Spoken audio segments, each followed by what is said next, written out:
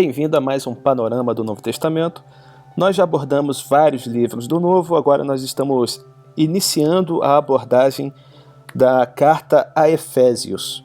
Então, como a gente já pode dar uma olhada no nosso cronograma do mês de junho, a gente pode verificar que Gálatas já foi, agora estamos na aula de Efésios, depois Filipenses, depois Colossenses e assim a gente termina o primeiro semestre do panorama do Novo Testamento. E aí a gente entra no segundo semestre só em agosto.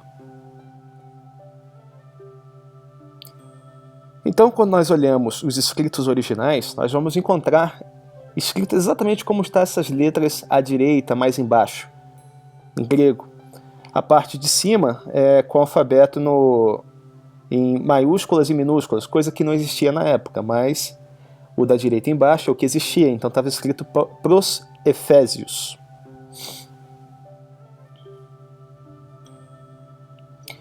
Quando a gente analisa a carta aos Efésios, a gente verifica que a carta anterior foi a região da Galácia inteira.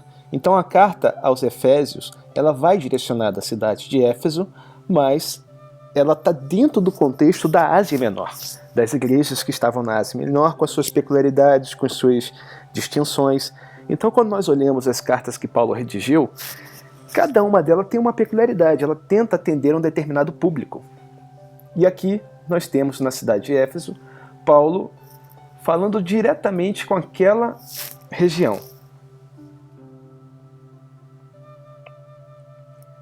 Mais uma vez, o autor da carta ele vai se identificar, é o próprio Paulo, e a gente verifica isso logo no primeiro versículo. Paulo, apóstolo de Cristo Jesus, por vontade de Deus, aos santos que vivem em Éfeso e fiéis em Cristo Jesus. Paulo vai escrever essa carta, provavelmente de Roma, e ela vai ser escrita após as viagens missionárias, quando ele estava naquela prisão. Essa aqui faz parte de uma das cartas, das 4 cartas que são tidas como epístolas da prisão.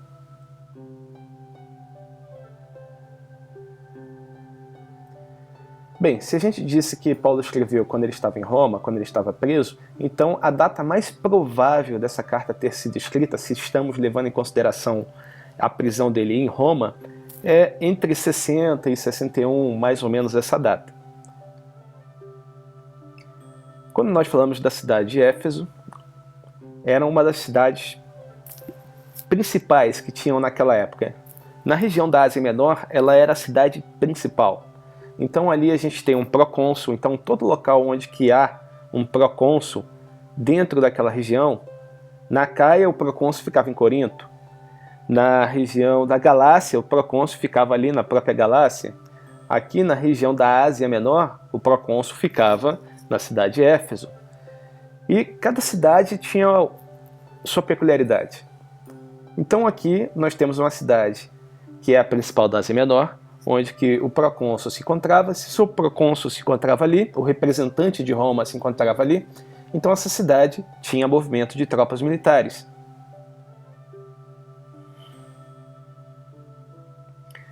Ela é tida como uma das grandes referências, a gente já abordou isso quando está falando de Atos, mas aqui a gente pode ter uma ideia um pouquinho melhor. Porque em algumas Bíblias você encontra falando sobre Diana dos Éfesos, em outras Bíblias você encontra falando sobre Artemis dos Éfesos.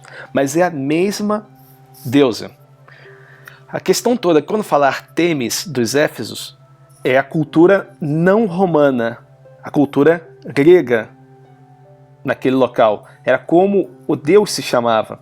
Quando chegou o Império Romano, eles fizeram uma adequação com relação aos deuses locais, para que eles pudessem figurar também os deuses romanos. Então, Artemis se igualou a Diana.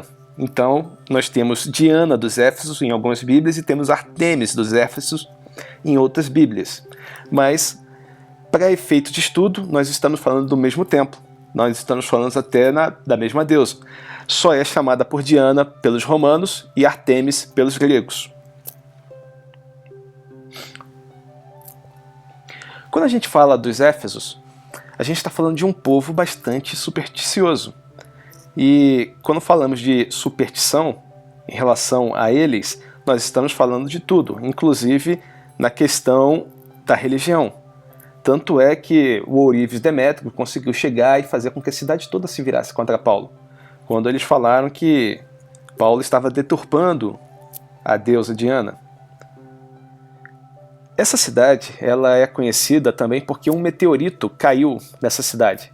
Um meteorito de cor mais enegrecida, e ele caiu e ele foi venerado, como se fosse a própria imagem de Júpiter caindo do céu. Então a gente vai ter relatos que vão identificar esse local dessa forma. A cidade ela era extremamente envolvida com magia negra.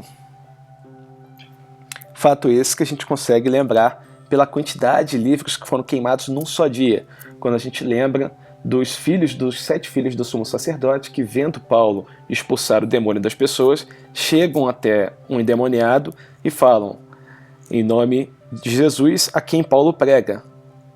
E aí o endemoniado responde: eu sei quem é Jesus, eu conheço Jesus e sei quem é Paulo, mas de vós, quem sois? E aí a gente já sabe o que acontece na história.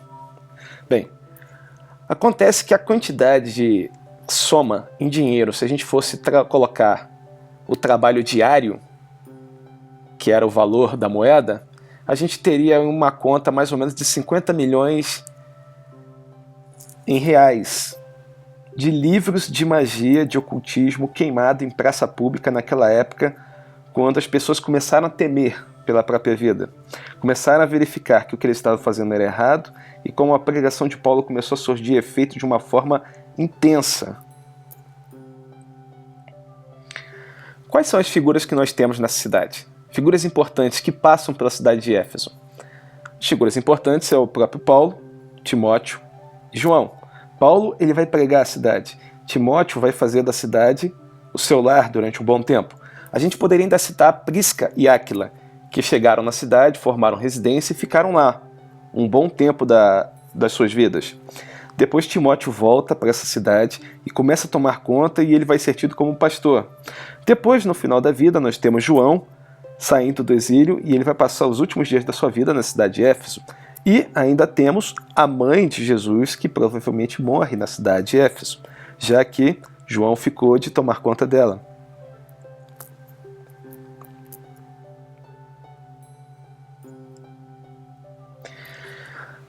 Uma coisa a gente não pode negar: a igreja naquela cidade ela era de grande importância. E aquilo que a gente vê o próprio Messias falando, que as portas do inferno não prevalecerão contra a igreja, realmente se via a olhos nus naquela cidade. Porque toda vez que o evangelho era pregado, as pessoas se convertiam, as pessoas começavam a se assimilar mais. Foi naquela cidade que Paulo demorou mais tempo, foi naquela cidade que Paulo ficou na escola de Tiro e ensinou. Mais de 3 anos Paulo permaneceu ali. Paulo só saiu daquela cidade justamente por causa do motim de Demétrio, e aí ele teve que fugir com medo de perder a própria vida. Como eu já disse, a cidade era de grande importância, e ela era equiparada a Antioquia e equiparada a Alexandria, que eram outras 2 cidades com grande importância comercial, grande importância política.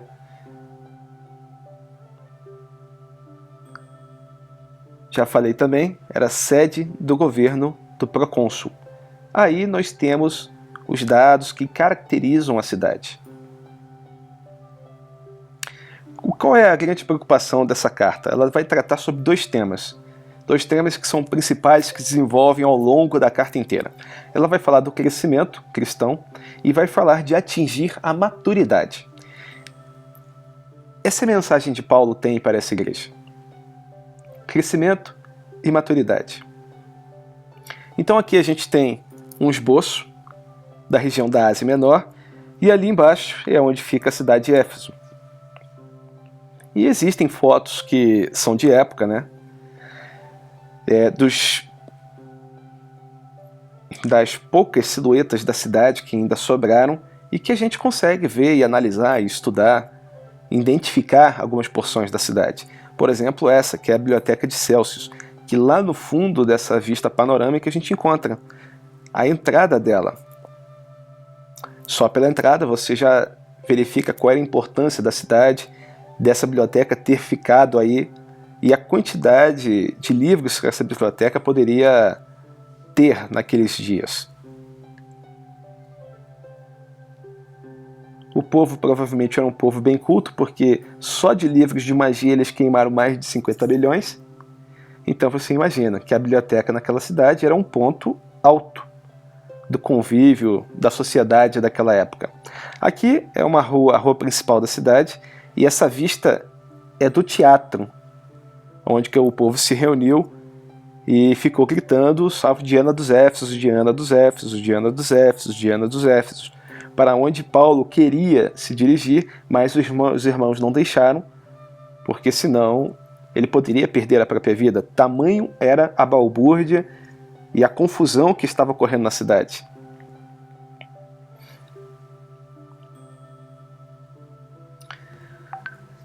E como toda a praça da cidade romana, você tem um grande descampado aberto. Ele é cercado por essas colunas e esses arcos na posição mais elevada, onde que ele tem um platô, é onde fica normalmente as autoridades, onde que as pessoas iam para poder terem suas causas julgadas em praça pública. Então ali é onde o povo se reunia para comer, para comprar e vender, para discutir assuntos filosóficos, para compartilhar conversas no seu dia a dia e para resolver problemas jurídicos, judiciais, de toda e qualquer demanda. Então era nessa praça que ocorriam essas coisas.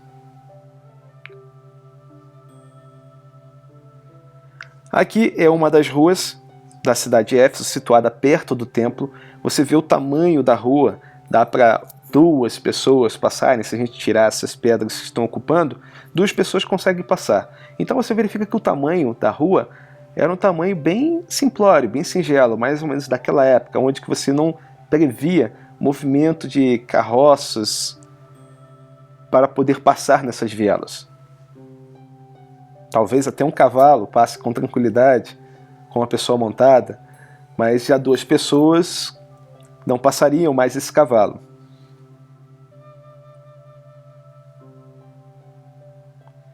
E aqui é a vista que nós temos do teatro.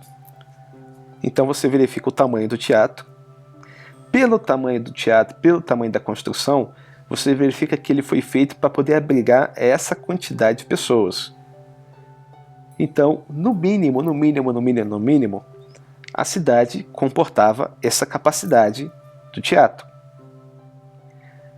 É bem provável que que a cidade tivesse bem mais pessoas do que a capacidade do teatro. Porque nem todas as pessoas iriam para o teatro, a não ser se fosse uma atividade obrigatória.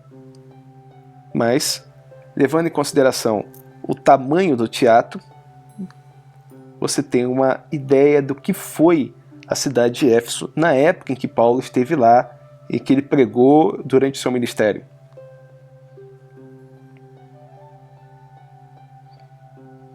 Aqui é uma outra vista. Aqui embaixo, mas no cantinho da foto, no canto inferior, você consegue ver alguns turistas em visita àquela região.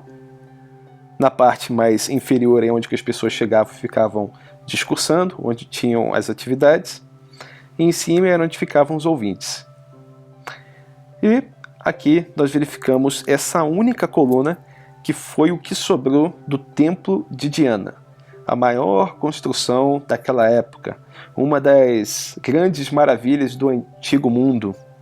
Só sobrou uma coluna. De tudo aquilo que os cidadãos de Éfeso consideravam importante, somente uma coluna restou do templo inteiro.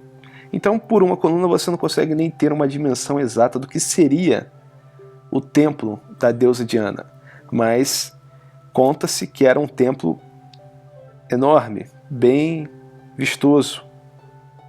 Se você notar,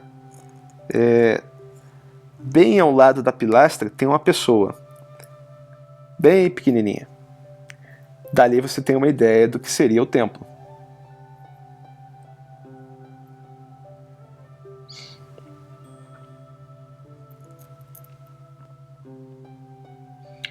E agora então a gente vai para a divisão propriamente dita, que é uma divisão bem simples. Então a gente pode dividir essa carta em duas grandes porções. A primeira porção, ela vai fazer referência à posição de privilégio que o cristão tem, e a segunda porção, a prática da vida cristã. Mas isso aqui a gente vai deixar para o próximo vídeo. Esse vídeo foi só de introdução e a gente vai trabalhar os aspectos da carta no segundo vídeo, que vai tratar sobre a cidade de Éfeso, para que a gente possa fazer um download e um upload mais fácil no site, porque senão fica muito demorado para vocês poderem acessar.